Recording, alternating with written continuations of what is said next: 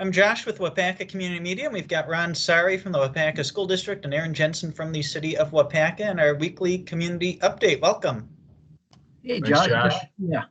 Ron, I remember back in early June, you talked about getting kind of a task force together to plan the 2020-2021 school year, what that would look like in response to COVID. And I remember you also saying that you were hoping to have a decision made by the start of August. And we're at the start of August, and talking before the interview, it sounds like you've got a plan in place. And the big thing you want to do is encourage parents to get their students registered by the middle of August. And there are 3 options a family can choose as far as learning goes as you start the school year. So fill us in on that. Yeah, Josh, you're exactly right. And we had a survey that the last couple of weeks, and we know that approximately 70% of our families want their children to be in the in-person learning option that exists. So as we start with registration, which is open right now, and we have registration open through August 16th, we would like our parents to finish the registration process and officially making that final choice of which learning option they want their children to be a part of. And in-person is one. The other is what we call live remote, which would be actually participating in the class at the same time the in-person students are participating, but they're just remote participating. And the third is what we call on-demand remote, which is kind of like a Netflix movie. You can watch it on demand.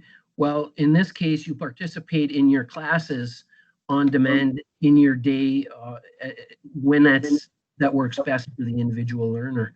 So those are the 3, and we're really hoping that our parents will be able to do this for us so that we can continue to finish up the schedules. You know, if parents don't, make these choices, it's just that much more difficult for us to get our schedules and our planning in place. The other piece, Josh, is the bus registration. Our bus company, Go Right Way, also is really needing the parents to complete that bus registration, even if they're not going to be having their kids ride the bus, so that they know for sure that they are or they are not. And that'll help us as well. We anticipate probably half of our students that typically ride the bus are going to ride the bus. So that helps with the social distancing on the bus itself. But in order for our routes to get finalized and our timing of the pickups and drop-offs, we really need our parents to complete that bus registration form too, Josh. And jumping back to the different options the families can pick as far as learning goes, we were talking before the interview, it's really nice how you've got this set up, and the example you gave is if there's a student that needs to quarantine, they can go home and they can jump on that live remote option and still participate in the exact same class as if they're not missing any school. So that works out really, really nice for your planning for the fall. Yeah, thanks. It's we're still working out how to do that, and we're inviting our teachers to come back here in the next several days and weeks to start planning how to go about this. And the teachers are going to be getting a communication, could be as soon as today or tomorrow or Monday, that says, hey, we need you to come back. We'll be compensating them, and we need you to start planning how this is all going to be rolled out from their individual classroom perspective. You know, in my mind, I have an idea of if I was teaching how I would do it, but really it shouldn't be me or some other administrator telling the teachers how to do this. They need to start working through that from their lens, and we really need their help and input on how is going to look in the end. I know another thing that's going to be a big topic for the schools this fall, have students attending 3 different ways, and that's going to be attendance and high expectations on those students that are remote. Tell us about that. Well, this spring we learned a lot, Josh, about remote learning, and we did an after study review or an after action review and talked about the pros and the cons and things that we will do differently. And one of them is the focus on attendance and for engagement. And We're going to be hammering that out in communicating what those expectations are. They're basically the way they've always been for in-person. But if some of our remote learning option students are not engaged, we're going to be working with them. And if their engagement doesn't improve or their attendance doesn't improve, they may have to be in person instead of virtual, because we just can't allow, otherwise there's going to be truancy issues and tickets and that type of situation. We just can't allow those virtual students to not be engaged and participating in doing what they need to do. For anyone watching the news, as you hear school districts talk about what they're going to do for fall, and for those that will be in person, what safety procedures will be in place, there's one thing that the Waupaca schools are in process of doing that's kind of unique. You're getting ionizers installed in your HVAC system. Tell us what that will do for the schools. Yeah, this is so cutting edge, this information, Josh, that my board hasn't even approved it yet. So it's premature for me to say that we're actually going to be going there, but you're exploring. Yeah, we're exploring this very seriously, and we're going to be presenting to our board next week at our board meeting what these ionizers are all about. It's some really neat stuff, and it'd be another one of our layers to help protect our students and staff from COVID. It's not going to take the place of our sanitation processes and procedures that we are going to be newly implementing this reopening, but it's another layer, and so it'll be in our, we're hoping, I have to use that, it would be in our HVAC system. So all of the inflow that we get of air for that air exchange would be ionized. And what that means, ionization means the particles would get charged electrically as either positive or negative.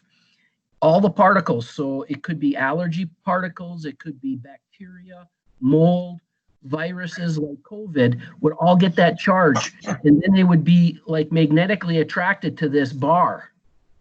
So the air that we would be breathing now in our building will be very clean and very pure. And we happen to have staff that I know who personally experienced this, because in their house they had an ionizer. And talking to one of our staff members, they just absolutely love it. Having seasonal allergies and coming into that house that they purchased that already had it, didn't really believe that an ionizer can work, but it cured their allergies in the house, because no longer did those allergens get in from the air ducts. And so instead of having eyes in the spring and fall that get all watery, and it didn't happen. So we have some proof that this is very effective. And also, it's not something that's just brand new in the market. This has been out there for a while now. We know Ripon College is in the process of installing it currently. Other universities have. The White House has it, and that was back 5-6 years ago. The White House put it in place. I think the Department of Defense, the Air Force, a variety of big institutions have vetted this and implemented it. So it'll be an investment that we think is going to pay dividends, even in our post-COVID world, helping, with things like the flu and other things that get transmitted during different seasons. Well, that's pretty neat to hear about, and hopefully that's something your school board's on board with, as you say, as another layer of defense against COVID. Absolutely.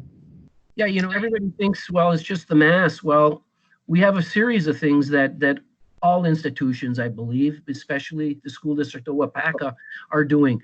You have a mask, you have your 6 feet physical distancing, you have the cleaning protocols that we have in place, and the sanitation protocols, and the fogging protocols that we are going to be implementing, and also now this ionization protocol that we'll have in place. So it's a series of them that it's our hope that it'll keep everybody safe, Josh.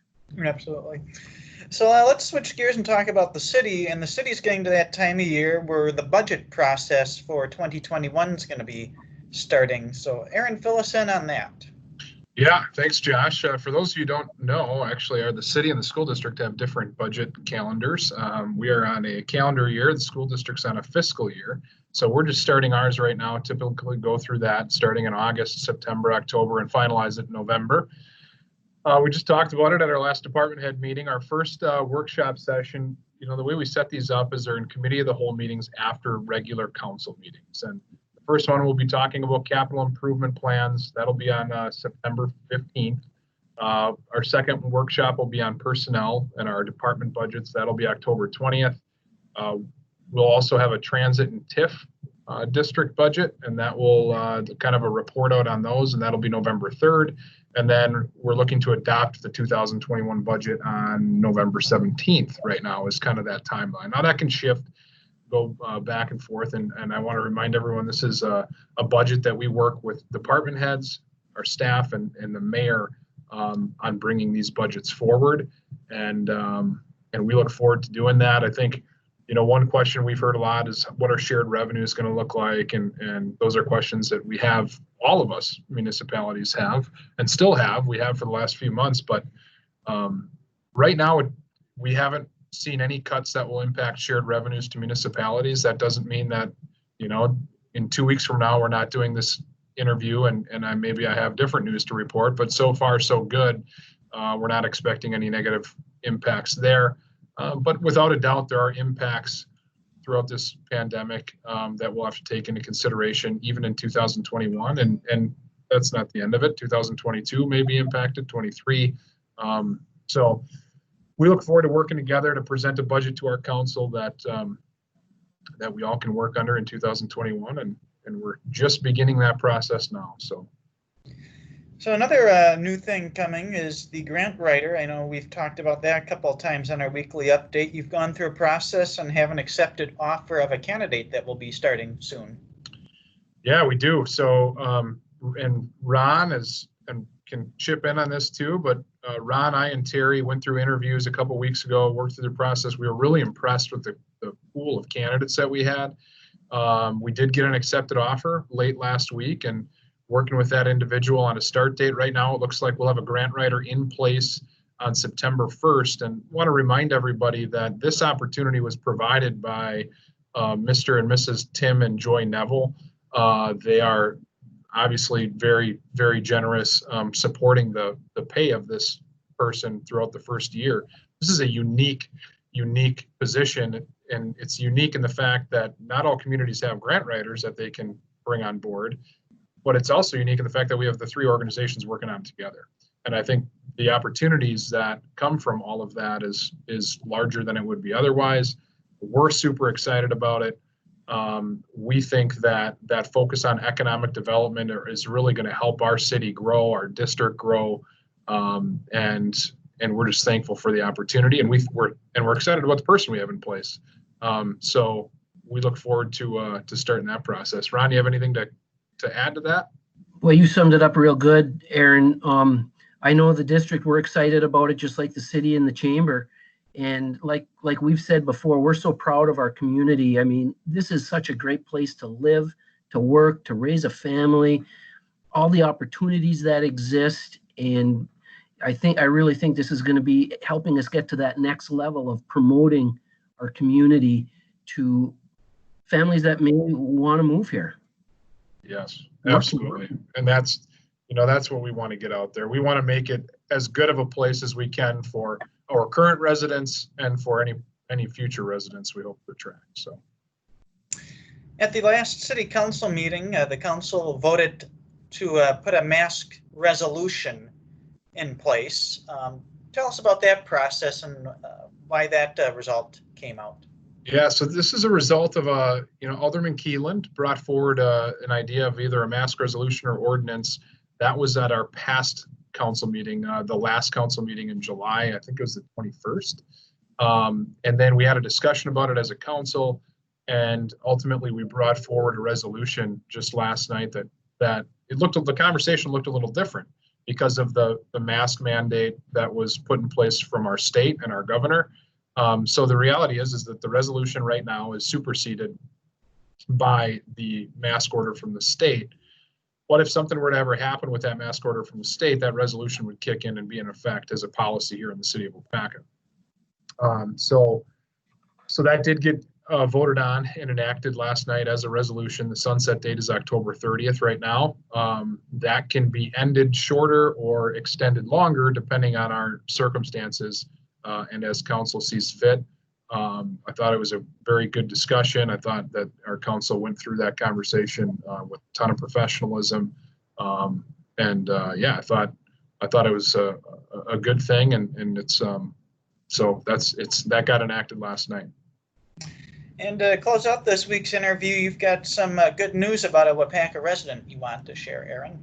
Yeah, this is kind of off the cuff. That doesn't have anything directly to do with the city necessarily, but it's a former employee of ours. He used to be kind of a parks employee.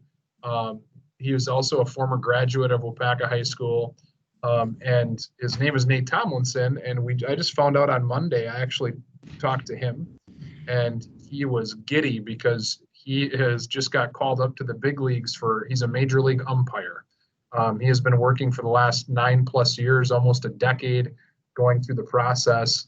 And he just found out on Monday night that he will be doing the series in Arlington, Texas, between the Texas Rangers and the Los Angeles Angels.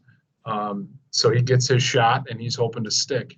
So we're all super excited for him. It's a ton of work. It's kind of come to a head. It's all paid off for him. And if anyone wants to tune in, it's on FS1 on Friday night for anyone who has that channel. So I don't know if you've ever tuned in to watch an umpire, and I haven't really either, but but I'm going to try it. So we're excited. Is he behind the plate, Aaron? I don't think his first night's going to be behind the plate. I think that they rotate each night. So my guess is that he probably will be up behind the plate during that first series at some point. So it's kind of an interesting bit of information. I've actually heard it's tougher to become a major league umpire than it is to become a major league baseball player. Those guys get in and they stay for years and years and years. It's a good gig, and you don't necessarily have to be the athlete that those players do. So you can stay until your 60s and they don't leave. But so hopefully he's able to stay for 30, 40 years and do that. So we're excited for him. Well, Ron, Aaron, thanks again for keeping us up to date with what's going on here in Waupaca. You're welcome, Josh. Thank you. Thanks, Josh.